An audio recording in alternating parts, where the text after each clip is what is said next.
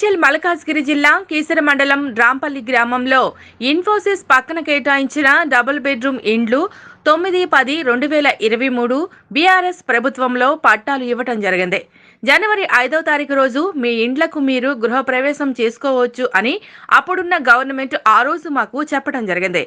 తాళాలు డాక్యుమెంట్లు ఇచ్చారు. ఎన్నో సంవత్సరాలుగా సొంతిల్లు లేని మాకు ఈ విధంగా అదృష్టం కలిసి వచ్చినందుకు 6,240 కుటుంబాలు ఎంతో సంతోషించారు. కానీ ఆ తర్వాత ఎన్నికల కారణంగా గృహ ప్రవేశాలు వాయిదా వేశారు. సంబంధిత విద్యుత్ మరియు నీరు సరఫరా ఇవ్వలేదు. ఇల్లు వచ్చినా సంతోషం లేకుండా చేస్తున్నారు.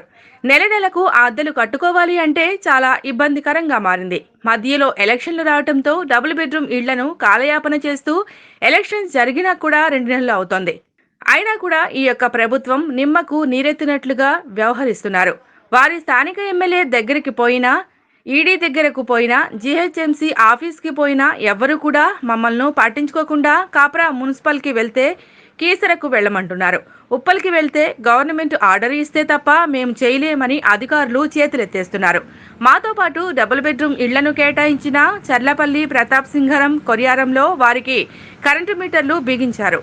ప్రజలు ఆవేదన వ్యక్తం చేస్తున్నారు. రాంపల్లిలో డబ్బులు పెట్టి association president paneer Mahesh, secretary నల్లా రాజ్ కుమార్, విజయ్ కుమార్, దస్తగిరి, ఉపేందర్ మరియు కమిటీ మెంబర్ పాల్గొనడం జరిగింది.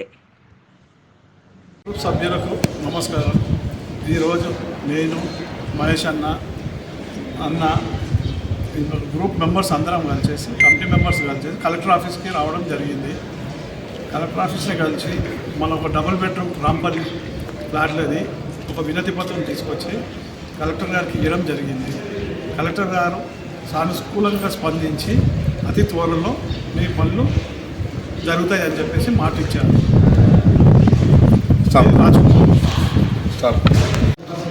సార్, మన సీఎం రేవంత్ రెడ్డి గారికి రాంపల్లి డబుల్ బెడ్రూము మాకు పోయిన గత ప్రభుత్వము డబుల్ బెడ్రూము లేని వాళ్ళకు, పేదవాళ్లకు అలాట్మెంట్ చేయడం జరిగింది. అలాట్మెంట్ అయిన తర్వాత కీస్ ఇచ్చారు, పట్టా ఇచ్చారు. ఇంతవరకు మాకు గృహప్రవేశం అనేది లేకుండా చేశారు. 20 సంవత్సరాల నుంచి వెళ్ళి కన్నా కలల మేము ఎంతో అనుకున్నాం. ఏమని మాకు ఇల్లు వచ్చింది, 20 సంవత్సరాల ఇల్లు వచ్చిందని సంతోషపడుతున్నాము. ఆ సంతోషాన్ని మళ్ళీ ఈ ప్రభుత్వం వచ్చిన తర్వాత మమ్మల్ని కనీసం ఆ గేట్లకెళ్ళి లోపలి పోలేని పరిస్థితి ఉన్నది. ఇప్పటికి ఉన్న పరిస్థితి ఏంటంటే, ఈ హైదరాబాదులో రూమ్ రెంట్లు కట్టాలన్నా, కరెంటు బిల్లులు కట్టాలన్నా, మరియు స్కూలు బిల్లులు ఫీజులు కట్టాలన్నా కట్టలేని పరిస్థితిలో మన పేదవాళ్ళు ఉన్నారు. సార్, దయచేసి ప్రతి ఏరియాలో డబుల్ బెడ్రూమ్ ఎక్కడైతే ఓపెన్ అయిందో అక్కడ అందరికీ అలాట్మెంటు, అందరూ ఇళ్ళలో పోవడం జరుగుతుంది. కనీసం మరి రాంపల్లి డబుల్ బెడ్రూము మేమేమన్నా తప్పు చేసామా సార్? మమ్మల్ని ఇప్పుడు ఏ అధికారి దగ్గర పోయినా కూడా ఎక్కడేం లేదు, మాకు పైనుంచి ఆర్డర్ రావాలంటున్నారు. వాటర్ బోర్డు పోయాము, ఎలక్షన్ ఆఫీస్ కీసరకు వెళ్ళాము, ట్యాంక్ బండ్కి వెళ్ళాము. ఎక్కడ పోయినా కూడా మాకు ఇంకా ఆర్డర్ రాలేదని చెప్తున్నారు. సార్, దయచేసి 6,240 కుటుంబాలకు ఇప్పుడు రోడ్డు మీద ఉండే పరిస్థితి ఉంది. సార్, ఓనర్ ఏమంటున్నారంటే, ఇన్ని రోజులు మీకు ఇప్పుడు ఇల్లు వచ్చింది కదా, మాకు స్పేస్ సరిపోవట్లేదు, మీరు ఇల్లు ఖాళీ అని చెప్పేసి ఎవరైతే కిరాయికి ఉంటున్నారో వాళ్ళను ఇబ్బంది పెట్టడం జరుగుతుంది. సార్, దయచేసి ప్లీజ్ రిక్వెస్ట్ ఫర్ మీ, మాకు అతి త్వరలో ఇల్లు మా గృహప్రవేశాలకు మా ఇళ్లలో మమ్మల్ని పంపిస్తారని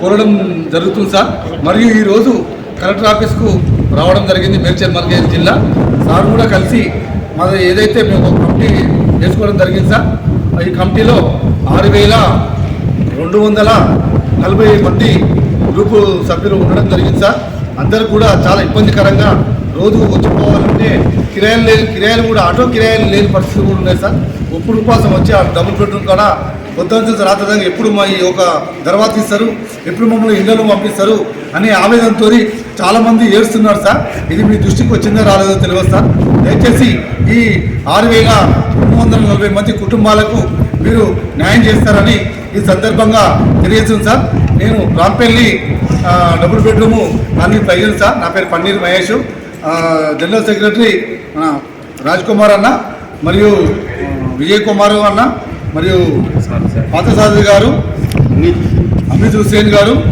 ప్రభాకర్, దస్తగిరి గారు ఈరోజు మాతో పాటు కొంతమంది మహిళలు కూడా రావడం జరిగిందండి. ఇప్పటికే లేట్ అయిందని వాళ్ళు వెళ్ళిపోవడం జరిగింది. చాలామంది ఇబ్బంది పడుతున్నారు సార్.